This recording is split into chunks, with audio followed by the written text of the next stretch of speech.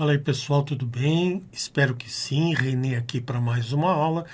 E nesta aula eu estou dando continuidade ao assunto do módulo 2, que é a ergonomia.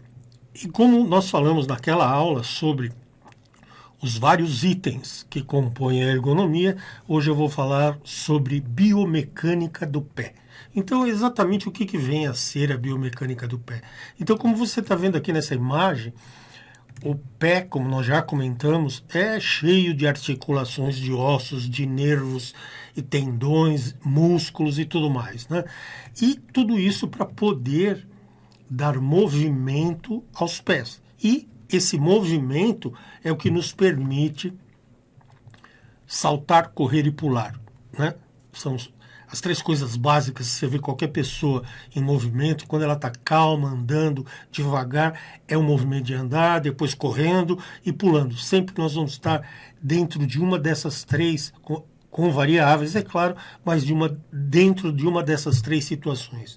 E a ciência que estuda esses movimentos é chamada de biomecânica do pé. Tranquilo? Então nós vamos ver aqui que quando a biomecânica é aplicada dentro de um projeto de ergonomia, tipo assim, ó, você vai fazer o seu desenvolvimento de um design, né, do design de uma coleção e se interessa, conversa aí com seus chefes, com tudo mais, e já chega à conclusão que é necessário mudar a forma, porque o tipo ou o biotipo do cliente-alvo que essa coleção está visando tem um pé diferente. Então aí entra todo esse processo para fazer essa análise, todas essas análises de ergonomia e tudo aquilo que a gente está conversando dentro da ergonomia, agora na biomecânica. Tranquilo? Beleza? Então, quando um projeto ergonômico tem um desenvolvimento bem feito de biomecânica, ele, além de melhorar a postura, ele traz eficiência, saúde e disposição para as pessoas. Quer dizer, o calçado feito com critérios ergonômicos, visando ou utilizando os recursos da biomecânica, traz tudo isso que eu falei: postura, melhor postura, eficiência do próprio calçado, saúde para a pessoa que está utilizando esse calçado e mais disposição, né? Uma vez que essa biomecânica está sendo aplicada da maneira correta. Tudo isso nós vamos estudar durante o curso, tá? Mas principalmente no módulo de design, criação e desenvolvimento de coleções, né?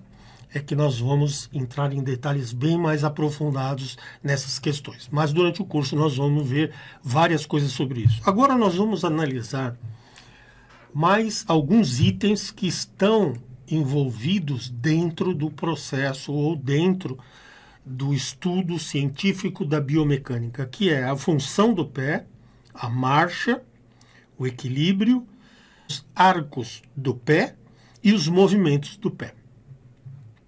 Então vamos para o primeiro item, que é a função do pé. Como nós já vimos, já conversamos sobre isso, a função do pé, a principal função do pé, né, é sustentar o corpo. E, além disso, ter todos esses movimentos para que nós possamos andar, correr e pular. Tá certo? Tudo isso, se você for analisar em qualquer movimento de dança, de esporte, tudo isso sempre tem o andar, correr e pular.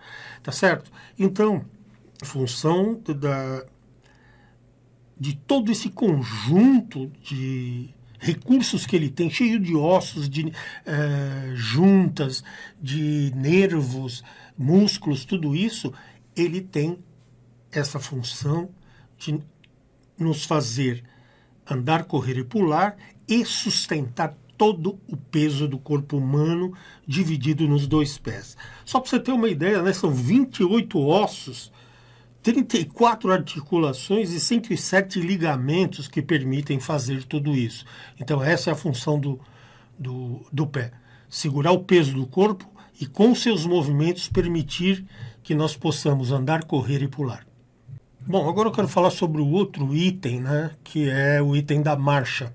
Então eu estou colocando aqui a modelagem sobre a marcha para que você possa ver o andar, né, o correr e o pular também vai seguir esse critério, mas muitas vezes o pular vai estar sendo apoiado nos dois pés. Então a nossa marcha, ela sempre vai ter esse primeiro, segundo e terceiro estágio, ela é mais complexa do que isso, né?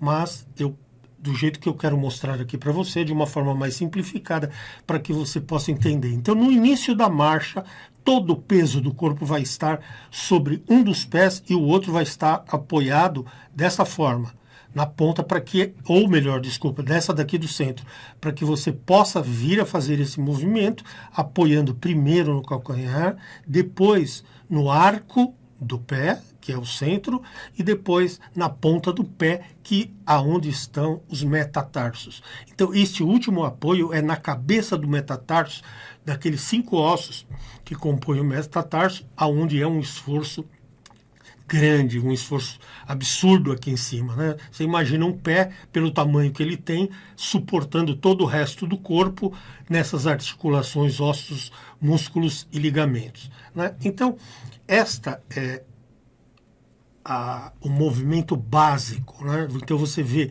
que a princípio ele é apoiado aqui, depois é distribuído para o centro do pé, para o arco, e depois ele vem para a ponta dos metatarsos, né? Então é daí que vem as necessidades de palmilhas especiais, principalmente quando o calçado é de alta performance, acaba desenvolvendo certas características importantes em função para o que ele é projetado. Se for para o dia a dia, um sapato casual, um sapato para ser utilizado no nosso dia a dia, ele é mais simples. Se for de alta performance, ele vai ter muito mais recursos, né? E naquela divisão que nós analisamos, quando eu falei sobre anatomia do sapato, ou anatomia do calçado, né? Nós vimos que existem várias partes e podem ser incluídas muito mais partes quando se analisa esses detalhes, principalmente para um calçado de alta performance. Ainda no item da marcha, eu quero mostrar para você o seguinte, deixa eu abrir aqui a próxima modelagem. Eu quero os movimentos básicos, que são o ciclo, né, da marcha, ele também acaba desenvolvendo essas 3 situações. Ou ele é supinado, que você vê a curvatura que forma aqui, ou ele é neutro, quando é bem reto, ou ele é pronado. Você já deve ter visto, olha, visto aqui por trás, você percebe essa inclinação que tem, né? Quando o calçado é bem feito, quando ele é bem projetado, ele evita a supinação ou a pronação e traz o pé para um estado neutro, né? Para que haja maior conforto, aquilo que nós conversamos já em outras aulas, para que haja mais conforto do pé. Então, a situação de supinação e de pronação, ou a situação neutra, também é um resultado da marcha, né? É um resultado da marcha, e quando um calçado, repetindo, né? Quando um calçado é bem projetado, ele traz estabilidade e evita a pronação e a supinação. Mais um detalhe que eu quero falar agora, que é o terceiro item do que eu estou falando nessa aula, né? Eu quero falar com você agora sobre o equilíbrio. Então, você observa que se eu fizer um calçado sem nada aqui atrás, ele vai estar com mais peso distribuído de um lado do que do outro. Por isso, é aconselhável sempre, no calçado normal, você pode observar que a maioria deles são 2 centímetros de salto para que haja uma distribuição de peso de 50% e 50% para cima do pé. Porém, principalmente no caso de sapatos femininos, né, quando o salto começa a aumentar, olha o que começa a acontecer. Quando está para 4 centímetros, existe um pequeno desequilíbrio. Já vem o peso maior, está ficando na frente, em cima da cabeça dos metatarsos, né? Ou do metatarso, 57% e 43%. Se esse salto subir para 6 centímetros, aí sim provoca um desequilíbrio. 75% na frente, na cabeça do metatarso, dos 5 ossinhos, né, ou ossos que tem no pé, e 25% no calcanhar. Agora, olha o que acontece quando tem mais de 10 centímetros, existe uma sobrecarga. Vai de 90% a 100% aqui no metatarso e de 0 a 10% aqui no calcanhar. Então, é muito importante estar observando isso quando você projeta calçado, principalmente feminino, para que haja uma distribuição correta, né? É óbvio, evidente que quanto mais alto o salto, mais elegante a mulher fica, suspende o bumbum também, isso nós já sabemos, mas isso pode trazer sérios danos aos pés de quem usa uma sobreposição de carga, né? Ou uma carga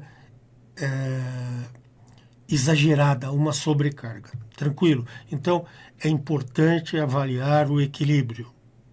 Bom, agora o assunto é arco do pé, né? Então, nós temos 3 tipos de arco, que é o arco baixo, que provoca o pé chato, né? O arco médio, que é o pé normal, e o arco alto, que é o pé cavo. E, normalmente, quem tem o arco baixo vai ter uma pisada pronada, quem tem o arco médio vai ter uma pisada neutra, e quem tem o arco alto vai ter uma pisada supinada, né? Então, você viu que é fundamental nós entendermos a biomecânica do pé, né? Porque olha tudo o que ocorre em função do movimento do pé e o que nós devemos estar preocupados. Você imagina um sapato com a lateral subindo ou esbarrando no tornozelo. Qual transtorno que isso pode acontecer? Mesmo no calcanhar, a altura muito alta que vai machucar. E assim por diante, tranquilo? Ainda em se tratando de biomecânica, nós vamos estudar também os tamanhos dos pés. Porém, em relação ao tamanho, nós vamos, quando fizermos formas e quando nós fizermos moldes, nós vamos estudar a escala, né? Como escalar tanto a forma quanto as partes do calçado, depois já de elas definidas e estruturadas para a produção, que são os moldes. Bom, ainda se tratando de biomecânica, né, nós temos os movimentos dos pés, e esses movimentos que eu quero mostrar para você agora nesta arte. Então, são alguns movimentos aqui que você pode ver. Na realidade, são 6 movimentos, né, de eversão, quando você movimenta o pé para a lateral, né, tendo isto como ponto de apoio, e inversão, quando você movimenta o pé no sentido contrário.